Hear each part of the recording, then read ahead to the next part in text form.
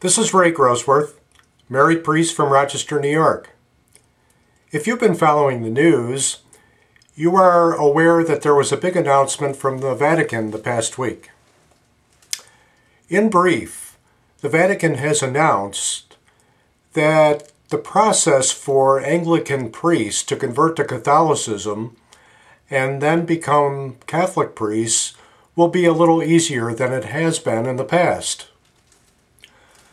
I want to be welcoming to Anglican priests who decide that they want to become Catholic priests.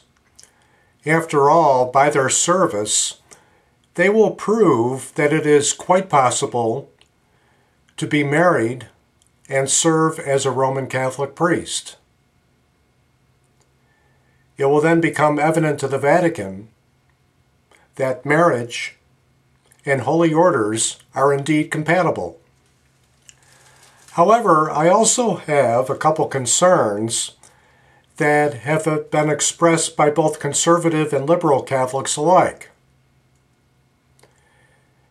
These concerns are well-founded and well-researched. The concerns are these. If Anglican priests are seeking admission as Catholic priests on the basis of faith factors, then certainly they should be welcomed as Catholic priests. However, if Anglican priests are seeking to become Catholic priests for the simple reason that they are opposed to the ordination of women and the ordination of gays in the Anglican tradition, then the issue becomes one of politics, and their acceptance as Catholic priests by the Vatican for the simple reason that they oppose ordination of women and the ordination of gay men becomes problematic.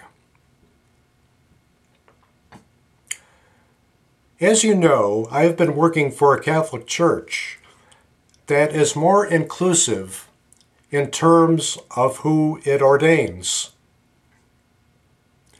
I have been working for the ordination of women in the Catholic Church, as well as the reinstatement of married priests and the ordination of married priests.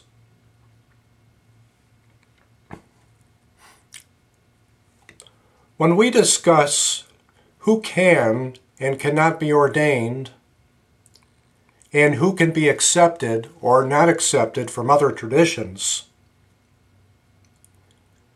there are many valid issues. I would argue that the Vatican needs to open the discussion on the sexuality of priests.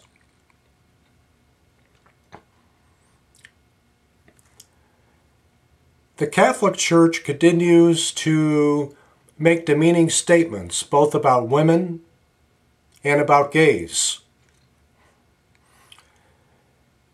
Yet it is fair to say that if we accept the documentation that has been released recently by researchers stating that as many as 50% of priests are gay, it is reasonable to also assume that 50% of our hierarchy may also be gay. Therefore, they have set up nothing more than a smokescreen when they continue to condemn the gay community.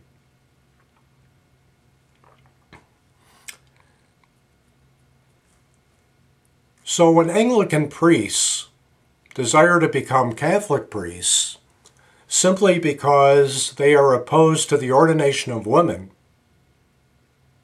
or opposed to the ordination of gay men,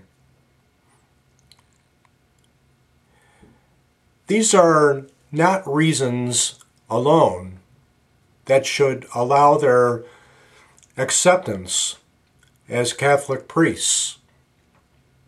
If they are drawn on the basis of faith, that is perfectly acceptable. What stands as the core issue here is sexuality.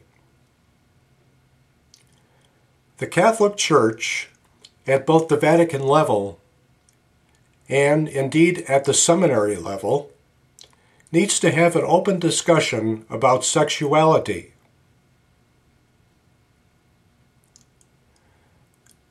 I continue to pray for a more inclusive church, and I want to welcome Anglican men who come to the Catholic Church for the right reason to become priests. However, if they are coming for the wrong reason, namely the political issues that I mentioned, we have a problem. As the discussions continue over the next few weeks, let's pray that the Vatican realizes the benefits of a more inclusive church, one that does not discriminate on the basis of gender, sexual orientation, or marital status.